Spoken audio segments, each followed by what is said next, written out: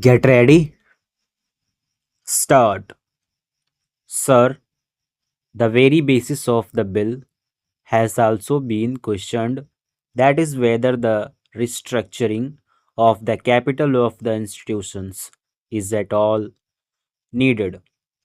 It is our view that a developmental agency should be organizedly independent and its board professionalized. Having fully fed the Industrial Development Bank of India since its infancy for a decade, the Reserve Bank has placed it in a position of importance. The government have therefore taken the view that the time has arrived to elevate the status of the development bank to that of the principal finance institution.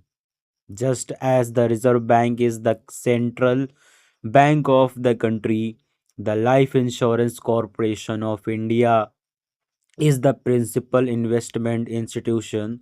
The development bank should achieve the status of the principal finance institution, all the three being directly owned by the government. The bill seeks to achieve this purpose.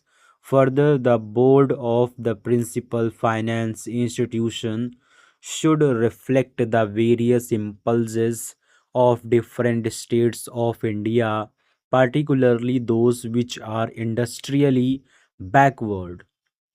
As I have already explained, you will see from clause 6 of the bill that in a board of 25 members, excepting two who are government officials and two employees of the financial institutions, the rest are professionals in the sense that they represent all India and state level financial institutions, banks, and various fields like science, technology, industry, economics, industrial cooperative, marketing, etc.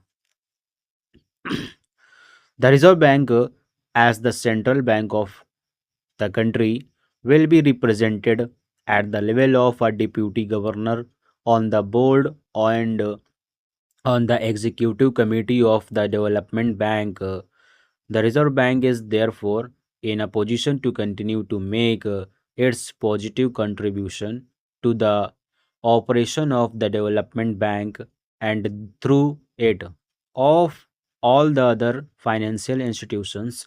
It has also been argued that after the restructuring of the development bank, neither the volume of credit to industry will increase nor will the cost of credit decreased, and thus there is no economic rationales for the bill. In any event, the mobilization of resources and their channeling will be done in close coordination with the Reserve Bank of India. Having elevated the status of the IDBI and made it statutorily is responsible for the coordination. The development bank and the other financial institutions will work with greater cohesion, and to that extent there will be better development of resources all around. A point has also been raised that with the transfer of the shareholding of the Industrial Development Bank of India from the Reserve Bank to the government, large industrial group would have easier access to institutional finance than before. In the second note of dissent by my honorable friends, a similar point has been made that the credit policies to be followed by the institutions have not been defined. The policy of financing industry, including small scale industry, cooperatives, etc., and the large industrial groups, is determined by government. For implementing the policy of government, it is perhaps not very material whether the Industrial Development Bank of India is directly owned by government or owned through the Reserve Bank. Parliament has therefore the opportunity to oversee the policy being followed by the development bank and the other institutions in financing industry in general and the larger industrial groups in particular. The honorable members have, in their minute of dissent, referred to the position that the employees' representatives will not be elected on the board but will be selected in a manner prescribed by government. They have referred to the practice prevailing in regard to the appointment of directors on the board of the nationalized banks.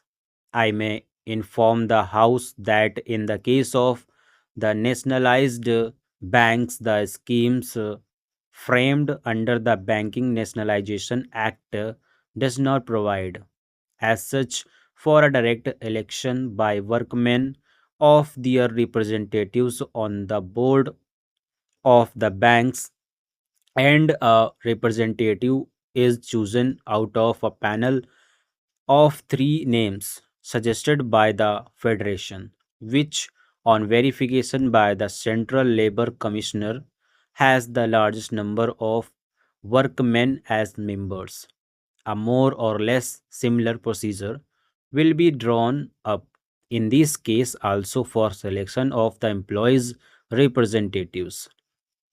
I now take this opportunity of paying a tribute to the services rendered by the Reserve Bank of India in feeding the Industrial Development Bank of India from its infancy and having brought it up to its present status so that it could take up the leadership of the other financial institutions independently. As I have already stated earlier, the Industrial Development Bank of India will continue to be as much a concern of the Reserve Bank as of the government in the new setup as well.